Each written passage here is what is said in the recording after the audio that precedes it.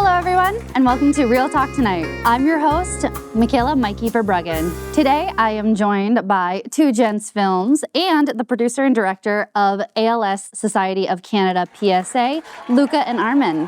How are you two gentlemen doing today? Good. And you? I'm doing phenomenal. Thank you for asking. So, can you guys give us a rundown of what this PSA is and what it focuses on? Yeah, so this PSA basically is created to share awareness, but also in honor of my late good friend. I call him my cousin, so my late good friend and cousin, Francesco Salvaggio. He was diagnosed with ALS when he was 19 years old, and last year he actually passed away from it after about 4 years of battling it. So it was definitely very tough, so we wanted to make this to sort of honor him and his struggles while also spreading awareness of what ALS is so that people had a better understanding and sort of how the process of diagnosis through your journey with it goes. Mm-hmm. Well, we are very sorry for your loss. Thank you. What is something that you've kind of learned while making this PSA and basically about your role overall? I learned how stressful it is to work with this guy. No. I've learned being a producer is very tough. You do a lot of work for no credit. But it's very difficult finding locations and things like that. So things that I've sort of learned and have gained over my years at Humber definitely helped me with this challenge. But what I think it's definitely showed me is that the more pre-production time you have really helps make a project, because we didn't have too much and we really felt the stress of it. Yeah, because you guys had 2 filming days and 2 locations. Yeah, and we're coming off the backs of our capstone filming, so coming right back into this semester, focusing all of our attention, shifting it from that to this. You definitely really feel the stress of that. Oh yeah. Imagine you're just like focusing like for 2 weeks ahead, and then your producer comes up and is like, by the way, we're filming in 4 days. And I'm like, oh, yeah. And then, you have to make it work. Because, we were trying to secure a soccer field, but we couldn't. Mm-hmm. And then eventually the best date we could have, it was family day. And then it was like 5 days away.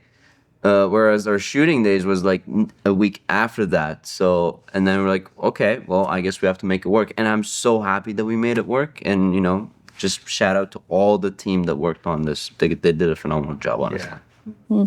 And what was it like directing such like a passionate and very emotional PSA? Honestly, I didn't do anything. I was just going with the flow. I was the only person that put the least amount of work, and I was just, enjoying the show. And I just saw like even the PAs on set did more job than me. Like, I love to hear this come from my director, by the way. This is amazing. This is my director. And my business partner. Great. The guy who does nothing. Hey, I'm just a supporter, I like to support my team, But no, in Arman's defense, it was definitely a film that even I didn't have too much creative say over. Mm-hmm. The story was already there. The story dictated itself. It was us literally putting a camera to the story. Yeah. So there wasn't much to do in that creative sense. Yeah. But honestly, like, because technically the story and the structure that we decided to go for was not really traditional. Whereas, like, most of the documentaries, you just see someone talking, sharing their story, and then you get, like, a really nice reaction of them. And then you have some B-rolls here and there. But, we just kind of shifted that kind of traditional structure, the old-fashioned way. And we decided to even not film an interview. Not at all. Just do, like, an ADR session that the subject or Luca's aunt comes in, and she just talks about her son and herself for an hour, and then we just cut the parts that we think fits the best. And honestly, that was really challenging, and also trying to create something that could be used as a memory or as a memento to his family, and also, that put a lot of pressure on me. So I was like, I got to make sure that this actually works. I don't know if it worked out, but I hope they like it. Again, love to hear this from my director and editor, mind you. Doesn't know if it worked out. He's the one editing it. Yeah, guys, I'm gonna give you a friendly advice to the people watching this. Never ever edit your own craft. It's not gonna work out. It's gonna be stressful, and the result is gonna be terrible. Keep an eye out. Could I have a copy of this for the next time he says he wants to edit his project? Because he does this every single time. Could I have a copy of this file, please? Well, we are filming, so Perfect. it is recorded. Perfect, thank you. Please delete this. Thank you.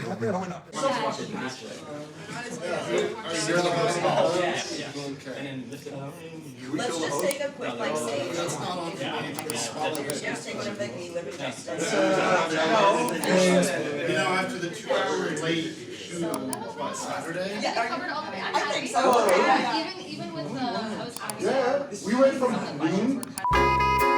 Well, you two are kind of known for breaking boundaries. You guys did another project called the Garden of Unearthly Delights, and that was similar to this kind of format. What was kind of like, this is kind of our first PSA that we've filmed. So what was the comparison between filming a PSA and filming an actual film? Before you start, I'm just gonna say something. He's a sadist. You know why? Because every time I go to him and I'm like, yeah, you know what? I want to do something different, and he yells at me, and he does it anyway. So like I think the problem is coming from him. But anyways, continue. Sorry. Yeah, that's kind of fair. Every single time. I'm very someone who likes to make everyone's lives as easy as possible on the crew, but when he makes a compelling argument, it's hard to say no.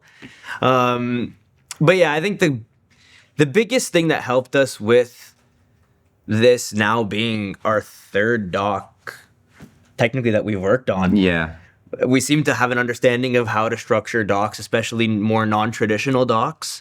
So it definitely helped give us, an understanding of how we shoot this in a way that the narrative will flow. And it's different because typically when you're shooting a doc, you'll go in, you'll do your pre-interviews, you'll shoot your interview, and you'll shoot B-roll based on the interview and the pre-interview stuff. For this, we shot everything before the interview. So you had to have an understanding of the questions you were going to ask, and understanding of the answers you were going to get, so that you can structure the story, which is something we did for The Garden, which had no interview, no dialogue. We had to structure all of our shots in a way that the film will flow. So it was very similar in that sense. So Yeah. I feel like that really helped us.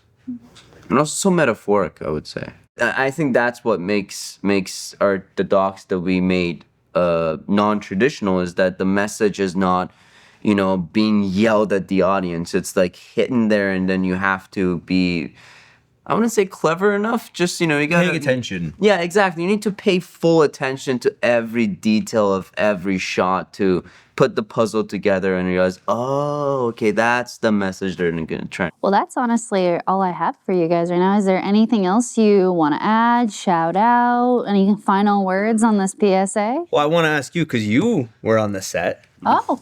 So I want to get your sort of opinion and input onto how it went. I was the production designer for this project, and thank you. Honestly, working with you two, you make the set a lot more lively and a lot easier. And I would honestly say that I was looking forward to being part of this very impactful project. And working alongside you two, it was like, hey, I need this answered. And you're like, cool, here it is. I was like, awesome, great, I can move forward.